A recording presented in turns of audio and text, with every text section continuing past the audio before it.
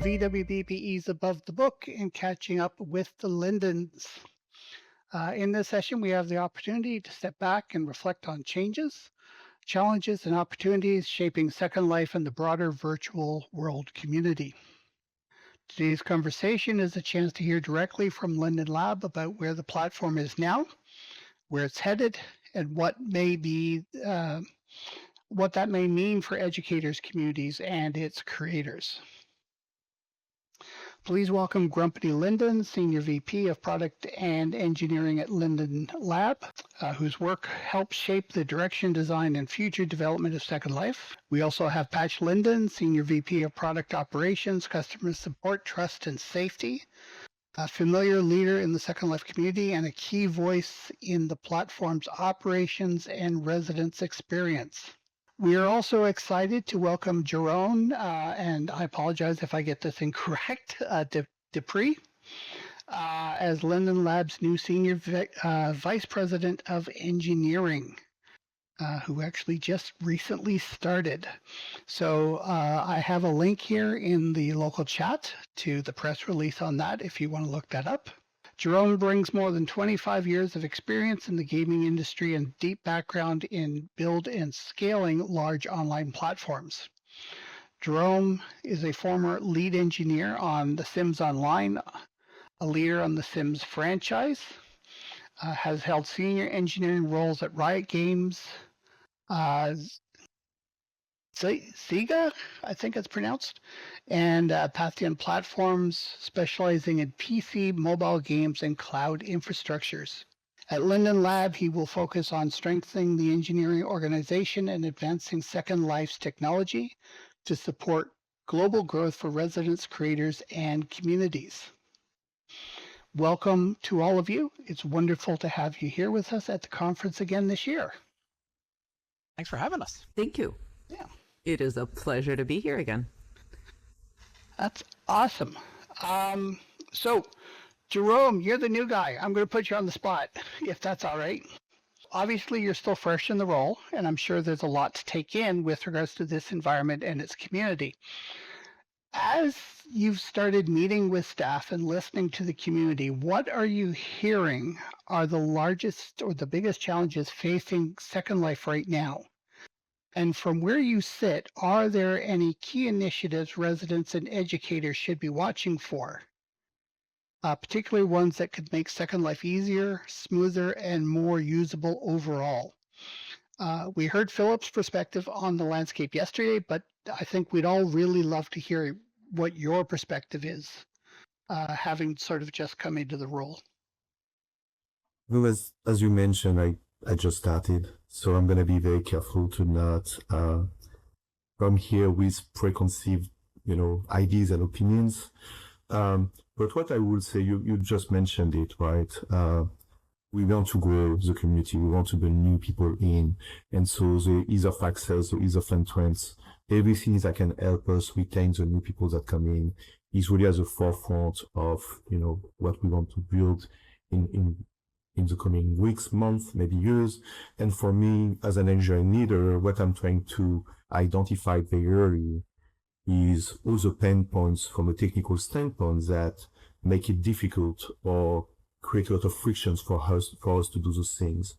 So if they are possible, we're going to look for opportunities to introduce technology that allows us to try things fast and then get confidence that the features we're pushing or the changes we're making are having the right positive effect on bringing new people into the world.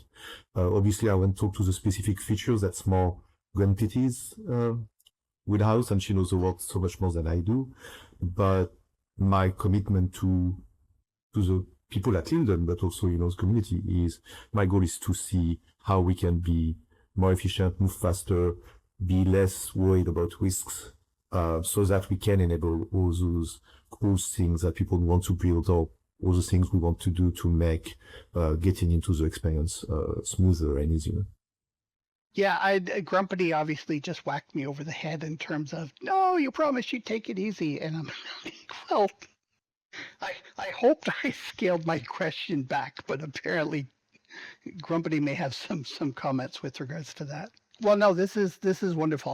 Clearly, there's going to be a lot that you're going to need to come up to speed on over the next couple of years, and I'm quite sure you're going to get peppered with questions from all over the Second Life communities. So, it's a big challenge that you've taken on here. So, I'm hoping we're gonna see lots of good things to I come. know. I just want to mention something because obviously after the announcement, I read some of the comments, and some people in the community were really worried that, I work on the Sims, I'm going to do things more like the Sims, stuff like that. I'm not here to I may make product decisions, but they will be based on engineering. Like the games I worked in the past are not they are a direct influence to my opinions from a technical standpoint of how to do some of the things better or easier, but they are not.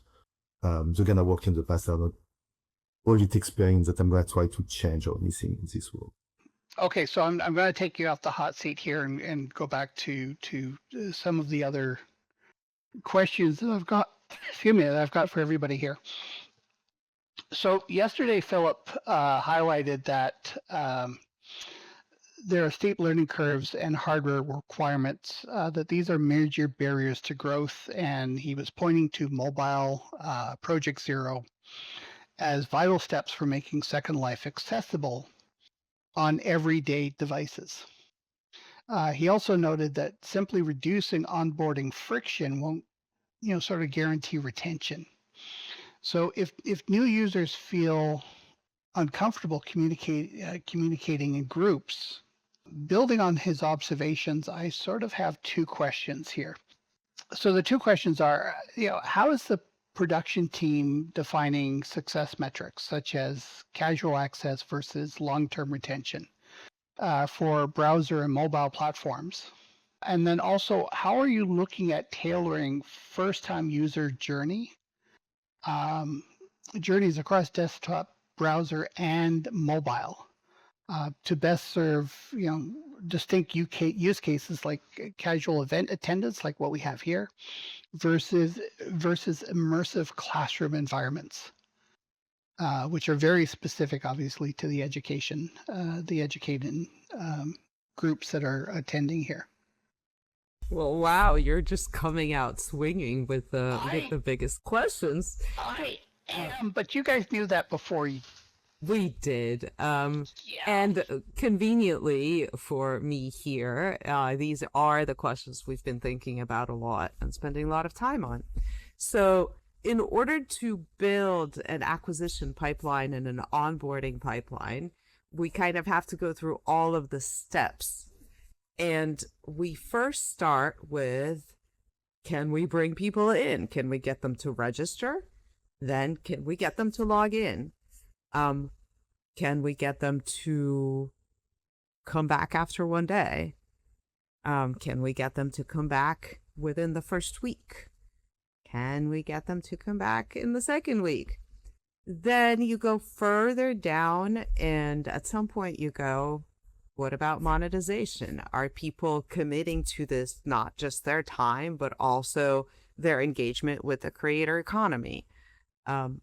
Right now, a lot of our focus has been on experimentation at the top of this funnel. So what we know now is that we have ways to bring people in, and we can do well to bring them in both on mobile and on desktop. We can super easily bring them in through Project Zero, through a web page. Then the question becomes, can we get them to retain better? Does Project Zero in a web page actually teach us things that we can take in for the desktop viewer? And so we are looking at all three to see how we can optimize this funnel. We're not going to forever pour money into it just to see if we can move the needle like 0.5%. We want to see what are the most effective changes. And I kind of want to give an example. We've been doing several tests, both on mobile and on desktop. And when I say desktop, I mean both the web-based viewer P0 and the desktop viewer. So for example, we did some tests on mobile. We said, what if we sent new users to some very different starting locations and give them a very different first starting experience? We learned a bunch, but one of the things we learned is that it seems like the place they land so far with the feature set we had mattered less than the features that we had. So rolling out features that made communication easier was accelerated based on the feedback that we got from all of the people running these new user locations. That was a major learning for mobile, and we rolled out a feature called Bubble Chat, which you may be familiar in the viewer, but it, is particularly relevant in a much smaller screen on mobile. Then we rolled out a much easier way to interact with the world. We are prioritizing improving voice on mobile because it's super handy. We could attend a meeting like this on a mobile phone as long as we get voice working consistently. And that's pretty cool.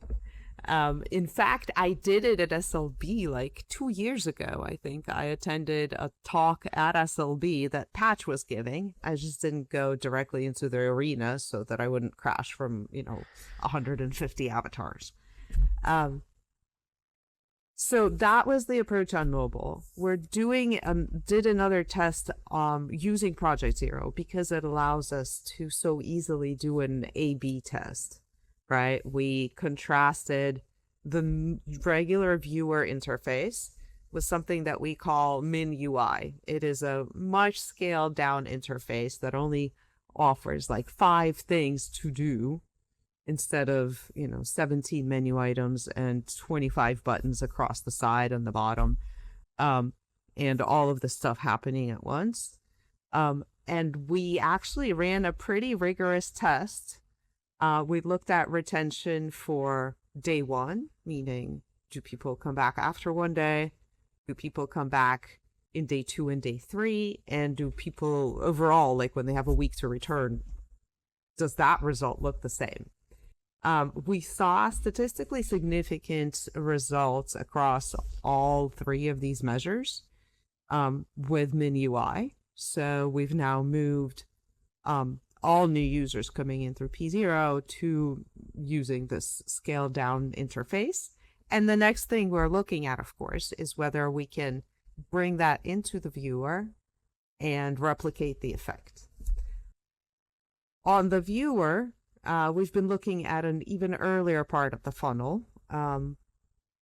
We have, everybody here is used to it, but anytime you install the viewer from scratch, on Windows, you have like 6 dialogues. They first go, what language do you want this dialogue to be in? And then it goes, what location do you want to install the viewer? Are you sure about this? Should we start the viewer? Etc., etc. And so we had a hypothesis that if we remove all of this friction and have a single question that we ask you, and then we just install the viewer and open it, more new users will make it in. We ran a test where we handed out either the usual installer or the one-click install to new users. We saw statistically significant results. I think 11% more people logged in with this one-click install viewer. So now the team is actively working on making that the default. I personally have been in Second Life for a hot second, but I very much enjoy the frictionless install, and I appreciate it a lot. So that is coming to a download near you, hopefully in a week or 2. Our next step will be to see, okay, we figured out how to increase the login rate on the desktop viewer. What can we do next? Hopefully, we can take the learnings from Project Zero and take them into the viewer. In the meantime, we're also doing a test today for new users. They're going to be sent to one of 6 new locations that were built specifically for this test. They're very different, and we're testing some theories about what will perform better for retention. As soon as we have results, we'll take the next step to keep learning about this funnel. This is the approach we've been taking. So we have hypotheses for each of the platforms. We test them. We make incremental improvements. We either have another hypothesis to affect the same metric, or we move further down the funnel to then make improvements in the funnel. We've also discovered that we're able to successfully bring new users to Second Life through the door and into the product. A lot of the success has been through using creator-made videos and content to showcase the different ways of Second Life. And it's also been really fun to see them on socials. Okay, Now, one last thing that I wanted to answer. Okay. How do I see the casual use versus immersive? I think that Second Life is kind of by default a very immersive experience, but the most immersive part of our perception is our brain. So if we're able to create connection between the different windows into Second Life, we can meet people where they are and make it most reachable. Okay, now I do have 1,000 questions, and you've touched on a couple of things that I sort of had questions for a little bit later on inside some of the themes that we talked about in email prior to it, but they're all sort of all over the place at this point. So let me ask you this one, because I did have a section on education and mobile, and you've sort of touched on it a little bit. And apologies to Electra and what have you. This is, I don't have a speakeasy set up for these things right at the moment.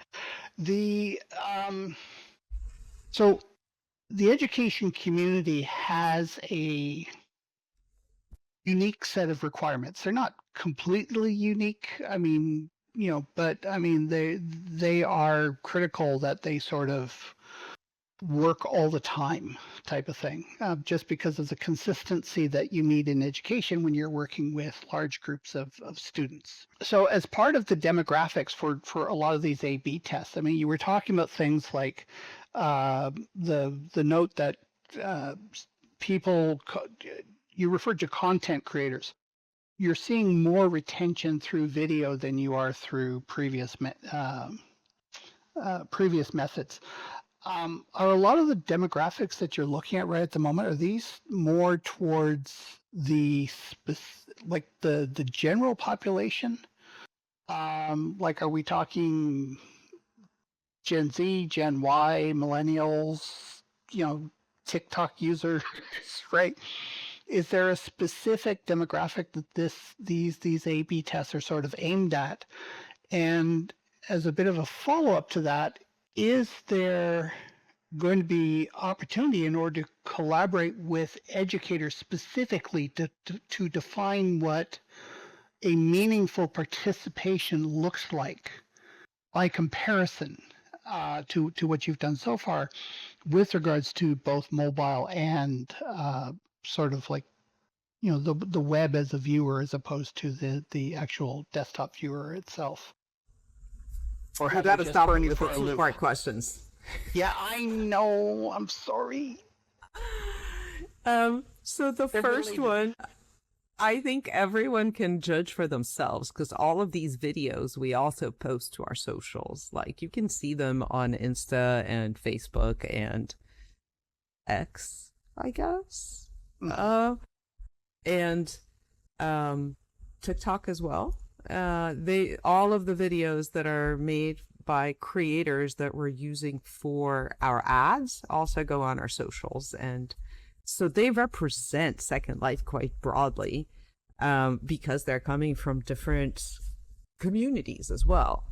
There's obviously some direction that is given, but yeah, that is the beauty of Second Life, right? Is that you don't really know which audience you're targeting. You're targeting interests, not ages. Pat, I don't know if your perspective on this has been different.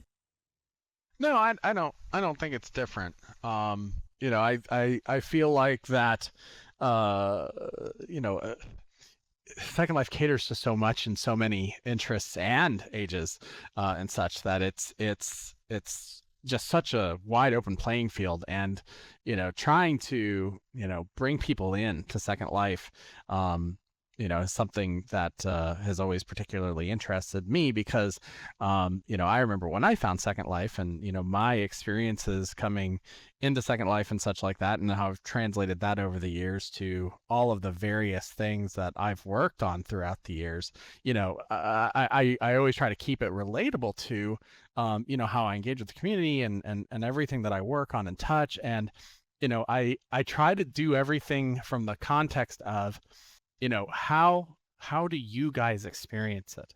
And so for me, it's really important to make sure that that kind of comes first. And then I also think that we think about that as we also attempt to bring new folks onto the platform. Right. Has there been, so let's go back to the other piece to this. So has there been a lot of, like with regards to a lot of this A/B testing, has there been a lot of outreach to the education community with regards to specifically being involved in a number of these A/B testings?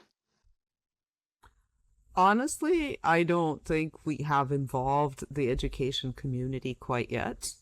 It is a great idea, and we're open to suggestions for how we could involve the education community.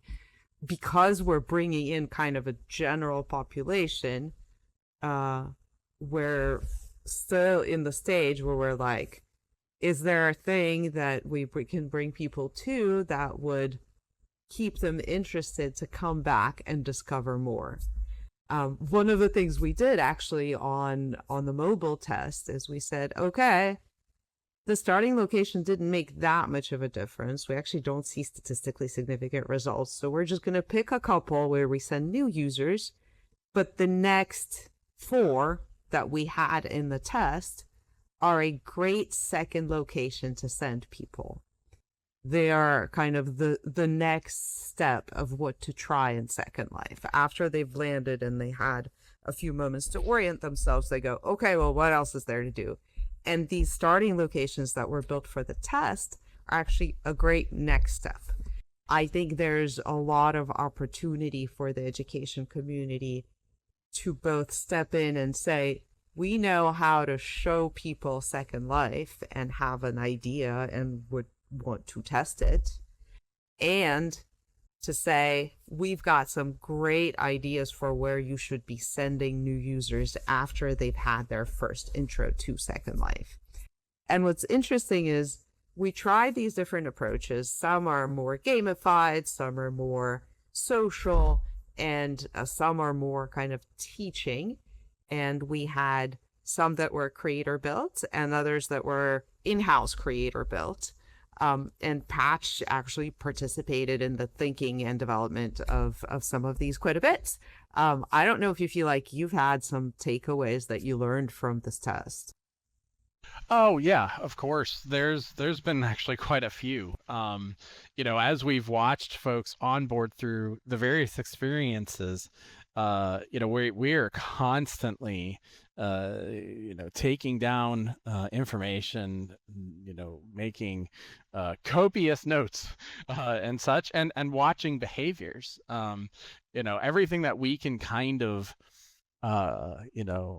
grab onto and learn from what we see as people kind of go through the experiences. Then, and of course, in combination with the outcome and the metrics and such that we're getting back and measuring the experiences, that helps, and I think you mentioned this earlier, that that helps inform us on what sorts of decisions and what further hypotheses we might want to try to test in them going forward. So constant refinement, constant tweaking, constant learning, and furthering that to just keep iterating and getting a bit better every single time we test something new.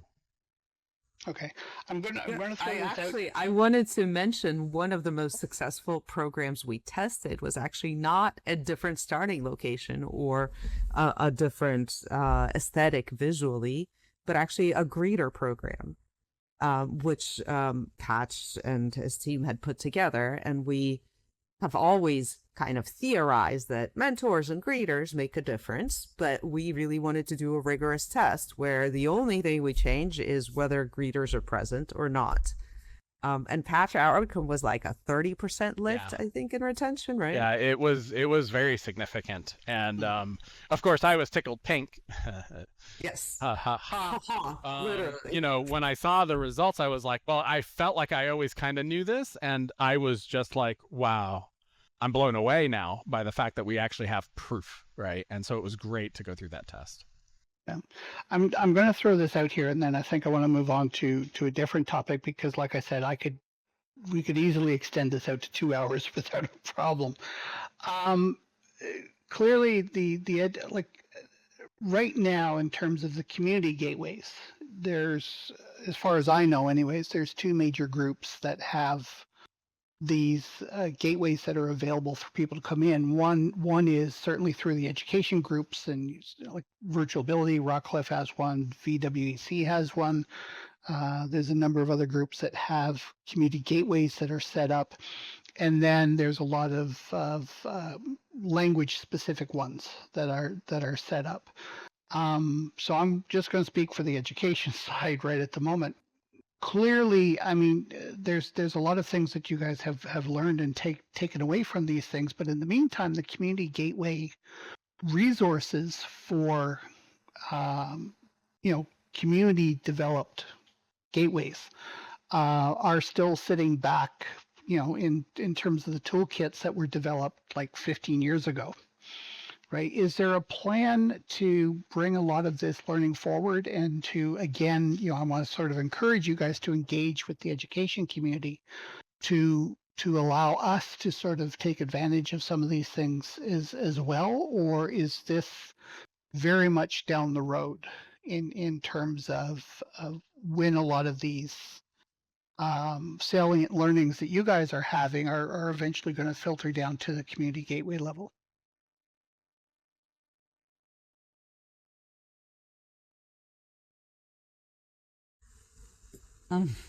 Not that I want to put you on the spot or anything. It feels like you're leading, but I'm not sure what you're leading towards. So tell us what sort of tools you were thinking about. Oh, well, this is the thing. I mean, you guys are talking about all these wonderful ways that you're bringing people into Second Life and the way that you're retaining them, and the gateway experience that people are having when they come in. And yet, as far as I'm aware, the community gateway toolkit, the ones that we use to set up our gateways, are still, I can't remember the last time that code was updated. Right? So, is there going to be a refresh of the gateway tools that the community gateways can use to sort of work with you guys to do our own, like to take advantage of some of these things that you guys are experiencing in terms of improving the onboarding experience? I think I understand what you mean. This is tools for bringing people directly into your experience, right? Rather than the general. So, for example, if you're bringing students directly, I understand now. It is not on the immediate roadmap, but that is only because we're doing some additional work to simplify bringing people in. And I think within maybe 12 months or so, yes. My hope is that in the meantime, we can talk about whether there are other ways to simplify this process for the education community. And I'm open to dialogue for sure. Okay. All right. I would like to move on to to the web RTC stuff. So I actually do have some speakeasy stuff already set up for this, so I'm going to go through it. Since WebRTC Voice is now entering limited release, Linden Lab has described this as a major infrastructure upgrade with lower latency, faster connection, cleaner audio, first through beta regions and now through a limited release channel rollout. Right. So I have 3 questions. I will ask them one by one. I was going to throw them all at you at once, but I think, Grumpity, I think I may be in trouble if I do that. So for conferences, mentoring, and classes, is WebRTC primarily about better voice quality and reliability, or also about improving scale and moderation? In terms of tools and This access? is my favorite Yes. question, because the answer is yes. It is Yes, about yes. both. So Okay. it is both about the quality of it is both about the quality of the voice connection, and I can testify that it is great because we've been using it for our in-world meetings. We've been dog fooding WebRTC Voice for like a year. And all of our meetings are happening, and the quality recently just blows you away. The sense of presence you get, the quality of voice, the stability of the connection is awesome. And then also with WebRTC Voice, the feature that rolls out is the ability to do voice moderation, which I personally think is going to be a game changer for even just the percentage of parcels that are going to be voice enabled in Second Life. So I'm very excited. And then once we ship this, we will be able to start work on transcription and translation so that everybody can relax, sit back, and watch this entire conversation get transcribed or even translated on the fly, like we're in the 21st century. When we talk about moderation, so how extensive are those moderation? Because I'm assuming we're talking about moderation tools, right? At least I hope we are. So how extensive are those tools going to be? Because I know this is something we have been asking for years. This has been one of our top 5, right? The top one obviously is accessibility. That's always going to be the top one, and Philip talked to that yesterday. But all the other ones, all the other goodies, what are we getting? Well, here are the release notes from the viewer where you can try it out yourself. It is currently still a project viewer, I believe. I don't think we've rolled it into release.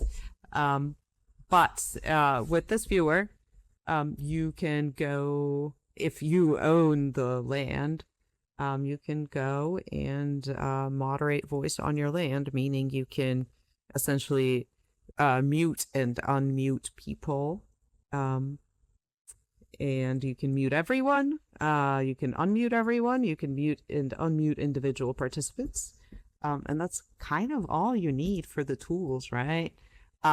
But it is also obviously possible that we'll expand it. Right, and is I that thought you'd like that.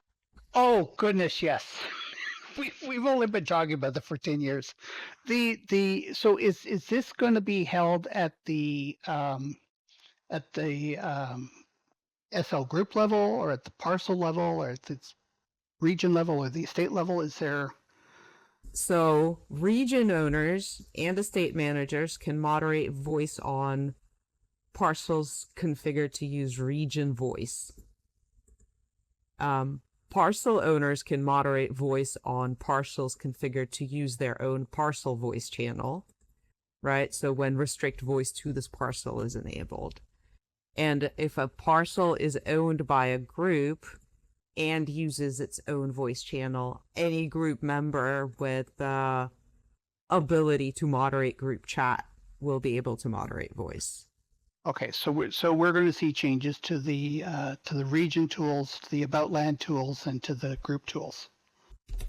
You should anyone who is interested can totally go try this out. And with the rollout of WebRTC Voice, if you have a region that you want to move to WebRTC Voice, you could actually request it. Or you can just wait for it to roll through. It is now on 1RC, meaning about 800 regions across the grid total. And we're planning to roll it out to the next RC while we monitor performance, possibly as soon as next week. Okay. Is there anything that owners or educators need to do to prepare their spaces for this rollout? Nope. Nope. I mean, what you should probably do is get a viewer with the moderation features. So you need that viewer to moderate others, but everybody else will be moderated regardless of what viewer they're in. Okay, here comes the loaded question. So when you say the viewer, clearly, the Second Life viewer is Yes. where all the latest and greatest features are. However, I have to ask, Firestorm? Yeah, Firestorm will roll those features in, but what I cannot speak to is the Firestorm release cycle. Okay. All right. But if somebody has the Second Life viewer, they'll definitely be able to, once it's rolled out to their regions, they'll be able to access it from there. And creation. So the evolving relationship between AI, modern 3D workflows, and the future of creation within Second Life. Modern workflows like GLTF and PBR are expanding what experienced creators can do.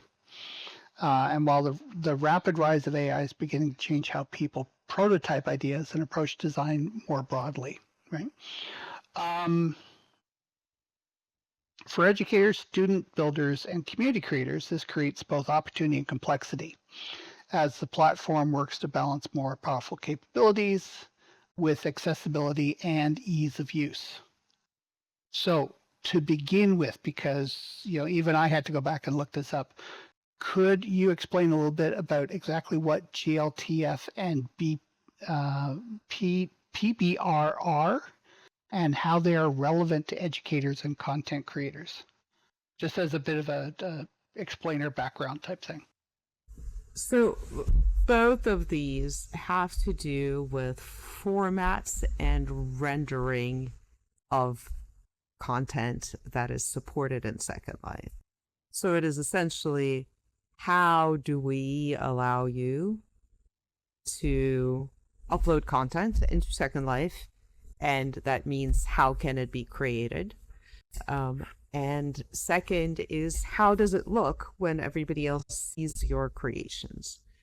So both of these have been added to allow kind of a more modern and better looking content pipeline into Second Life.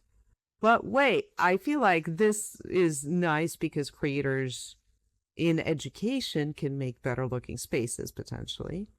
But what is really cool is actually the coming of Lua scripting.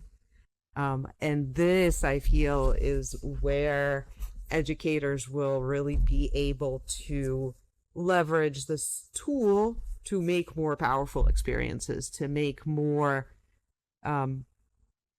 immersive experiences, and to kind of deliver a more responsive learning environment for the students. So this is the one that I believe will make a big difference. Like GLTF and PBR is how the world looks, but Lua is how the world interacts and how responsive it is. And one of the cool things about Lua is that all of the AI tools that you may use to help you build or script things are well aware of Lua, and there's a ton of information there, and you're going to get a really high quality kind of assistant working with you to build. Well, I was about to ask, because I mean, Lua is basically what, and again, to the best of my knowledge, Lua is what I'm familiar with. It is through World of Warcraft. Like a lot of the add-on modules are all built using Lua, right? And Blizzard has sort of opened up the door. Sorry, I'm going to deviate a little bit here because now you've hit a little bug in my ear now, and I'm getting excited about this to a certain extent. The Lua sort of with Blizzard, they use that as an opportunity to develop plugins for the World of Warcraft environment, right? So you could go in, you could create, as my wife tends to keep telling me, cheats for playing World of Warcraft. But these are just user-generated contents that plug into the main viewer for World of Warcraft. Are you guys looking to open the door to do something similar here? Or is this still going to have similar restrictions to the way Linden scripting language is sort of set up, that there will be a subset of Lua that will be off limits? I'm not sure that I'm interpreting the question quite right. But it's not that there's a subset that is off limits. And furthermore, everything written in LSL will continue to run because we want to maintain backwards compatibility with all the content that exists. Right. Certainly, we're modifying it to fit to Second Life's needs a little bit, but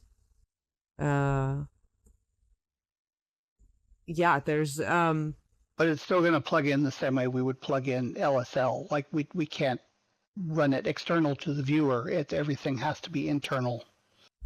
Yeah, so the scripts still run on the server. This is specifically server-side Lua.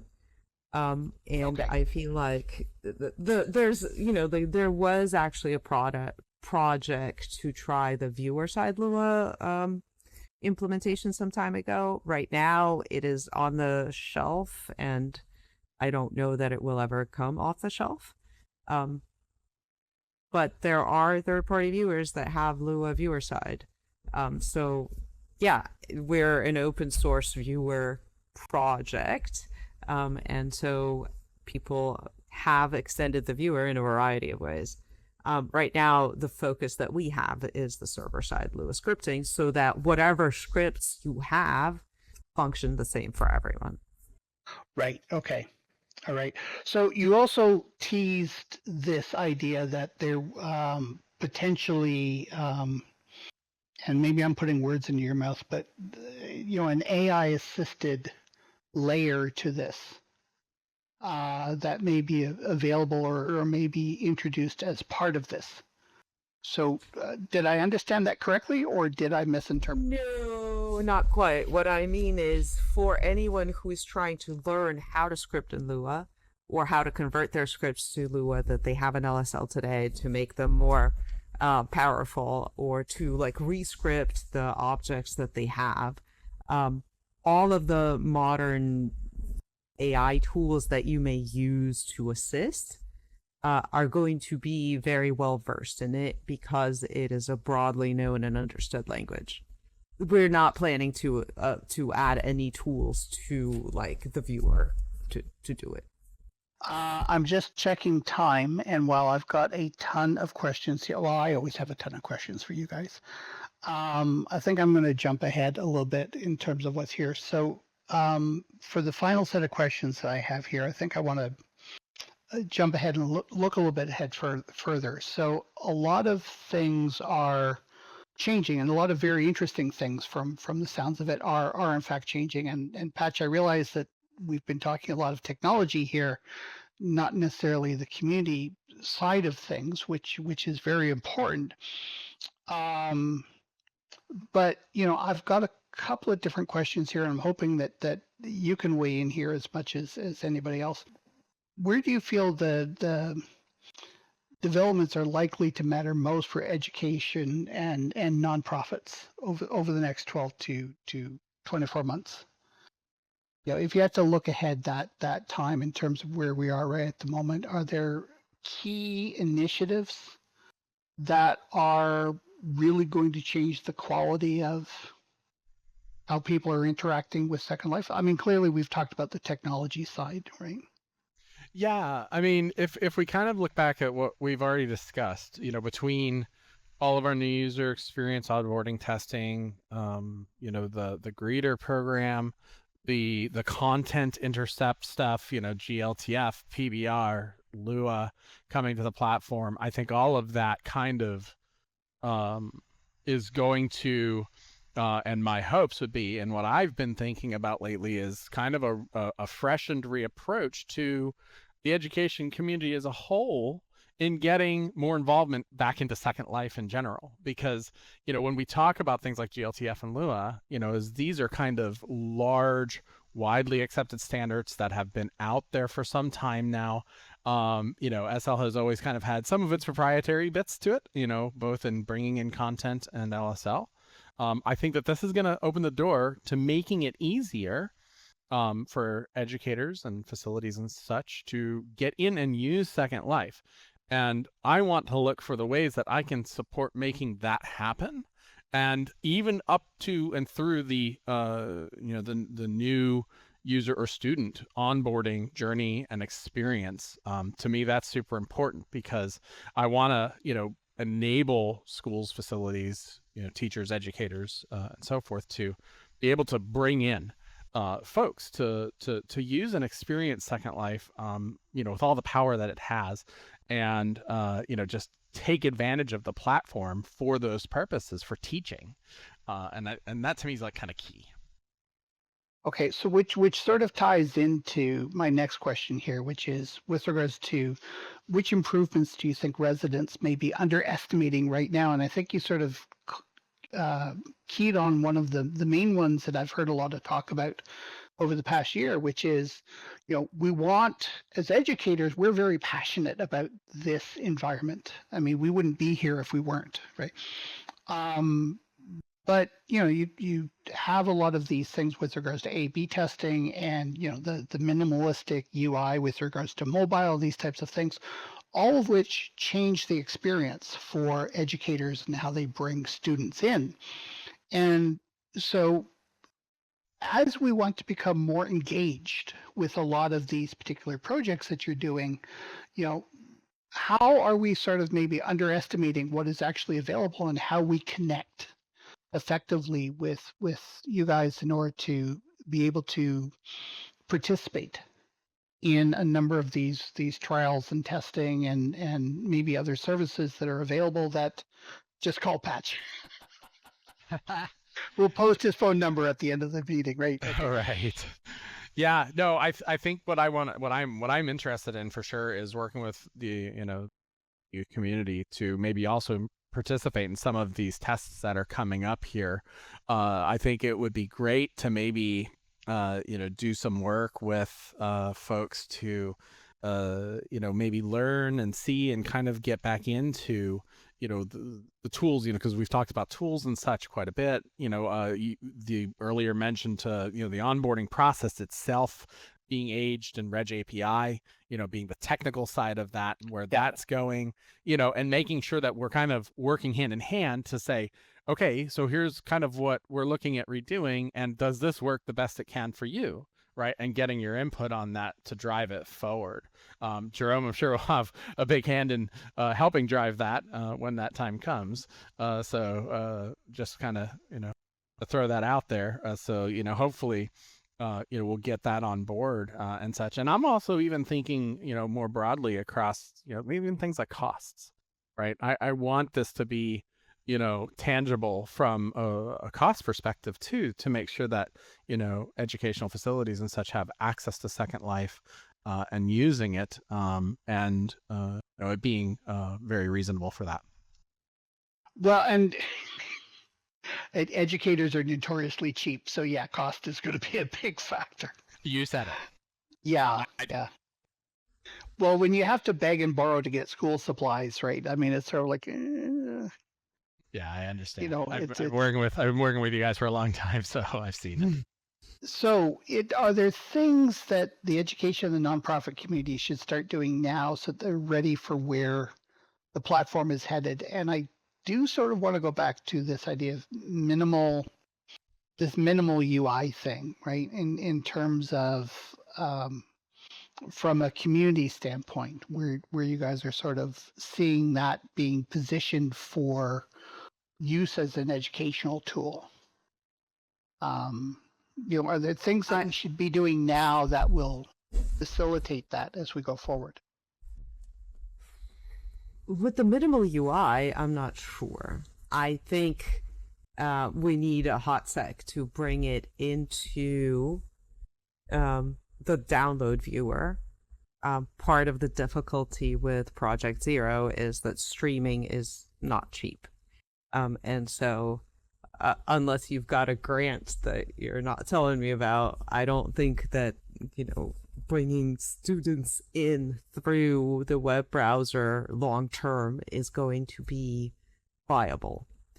But I very much think that the changes we're going to be making to the desktop viewer are going to be useful. If we learn that bringing people in and just showing them a minimal UI is an easier way to onboard them, we will then need to talk about what interfaces we need to expose when, and whether we can make this modular, whether for educators we can have a different set of features exposed than for bringing in a casual new user who's interested in clubbing, for example.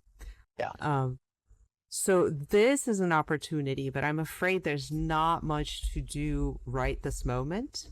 However, I would very much encourage educators to get involved with the WebRTC beta to understand the tools that are becoming available. And I think bringing people in to learn Lua scripting and participating in that beta, so that as soon as these are rolled out across the grid, and frankly, even today, you could request to have your region running Lua and start building. You don't have to do it in a sandbox. You can bring your region into the test. Oh, very cool. How? Because I realized we are short on time. So how would we do that? Do we just call Patch and just file all questions through him? So all of the information on the Lua beta are here.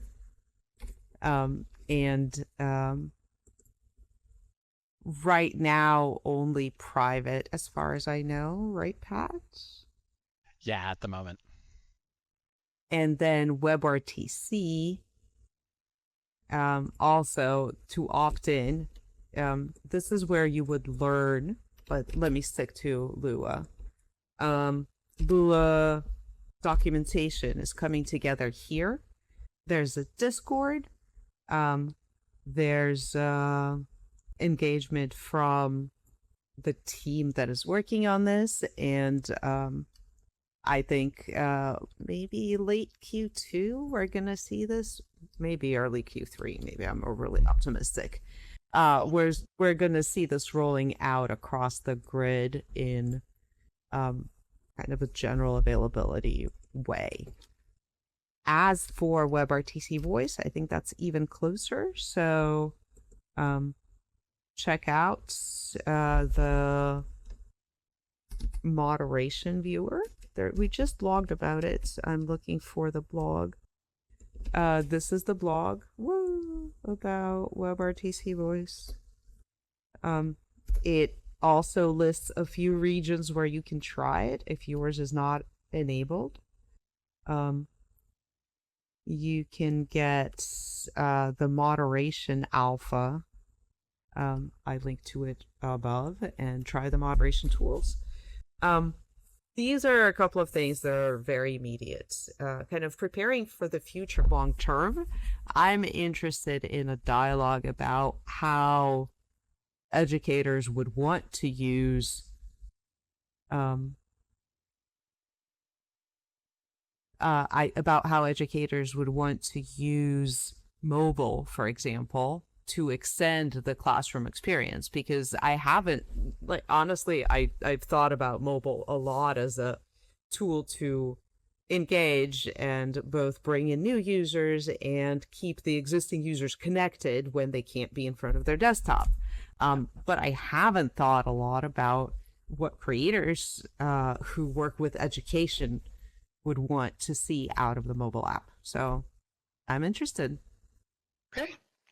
Well, I think we're going to have to wrap up there because I think we've gone just a little bit long, but I would like to, Patch and Grumpity and Jerome, I would like to thank you very much for coming out and being with us again this year. It's always wonderful to have you guys out. And, again, thank you, for sharing all of this information with us. I think there's a lot of things that people are going to be taking away from this, and you're going to be getting a lot of inquiries very shortly, especially on Lua and the web RTC. So, yes, as always, thank you for having us. And if anybody has any questions about getting regions onto any of the RC channels and such, feel free to reach out to support. Team will be happy to help you.